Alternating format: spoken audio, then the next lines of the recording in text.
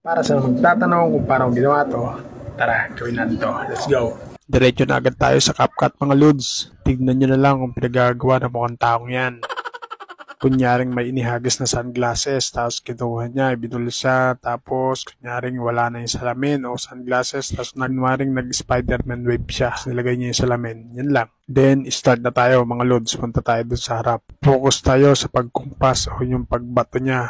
Kunyaring may ibinato siya. Tapat lang natin yan, tapos split natin. Then, abante tayo. I-timing natin doon sa wala na siyang hawak na sunglasses. Tapat lang natin dyan, tapos split lang din natin. Tapos yung nasa gitna, i-delete lang natin. Then, abante tayo. Focus tayo sa pagkumpas niya ng kamay. Yung mga Spider-Man look na yung kamay niya. Focus tayo dyan sang wala pa siyang shades na hawak. Split natin, tapos abante, tapos yung may shades na nahawak na siya, split uli natin dyan. Dyan, timing lang natin dyan. Yan, dyan banda. Tapos, delete natin yung hindi natin kailangan. Then, kapag goods na, balik tayo sa unahan. Doon sa una natin splitan yan. Tapat natin dyan, tapat tayo dyan. Tapos, add overlay. Dapat may nakahanda na kayong sunglasses na naka-picture dyan. Yung may green na background. Then, edit natin yan. Punta tayo sa transform, tapos resize. I-adjust lang natin yan. Dapat yung green na background lang ang matitira dyan. Para pag ni-remove background natin, yung green lang ang magtitirang re-remove dyan. Then, pag goods na, balik tayo. Punta naman tayo sa remove background. Tapos, chroma key. Then, galawin lang natin yung bilog na yan. Pag nag-green na, saka natin galawin yung intensity at yung shadow. Pwede natin i-adjust yan mga loads. Adjust lang natin kung goods na.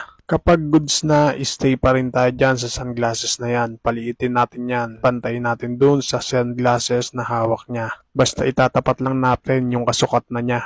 Yung kasukat na ng hawak niyang sunglasses. Tapos, adjust natin yan. Sunglasses na yan doon sa dulo. Hold natin yan. Tapat natin dyan. Then, focus pa rin tayo dyan. Balik tayo sa unahan yan. Sa harap yan. Lalagay tayo ng keyframe o yung diamond. Kita nyo, nagka-diamond na. Then, abante tayo konti. Pag nagputi na yung diamond, saka natin galawin yung shades. Palakihin natin. Napansin nyo mga loads, nagkaroon ng diamond yan. Automatic na yan, nagkakaroon ng diamond pag ginalaw natin yung video natin yan. Then, abante uli hanggang sa magputi uli. Tapos, uli natin gagalawin yung shades na yan. Then, pagkatapos dyan, paulit-ulit lang mga loads. Sa inyo mga loads, sa inyo itatapat yung shades na yan. Then, pagdating banda dyan, stay muna tayo dyan. Add overlay muna tayo. Lagay na natin yung sapot ni Spider-Man. Then, kapag nakuha na natin, punta tayo sa splice. Focus pa rin tayo dyan, splice, tapos lighten. Kapag goods na, balik tayo din sa shades.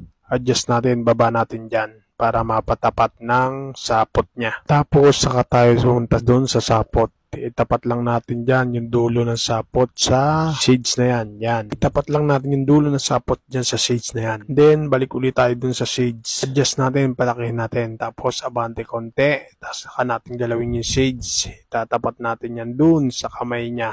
Timing natin dyan. Basta kasing sukat lang uli nung hawak niyang shades. Then, check natin kung ano kalalabasan. Then, pag goods na, balik tayo dyan sa shades pa rin. Focus tayo dyan sa pinakadulong diamond. Split natin dyan, tapat tayo dyan, tapos split, tapos burahin natin yung sobra.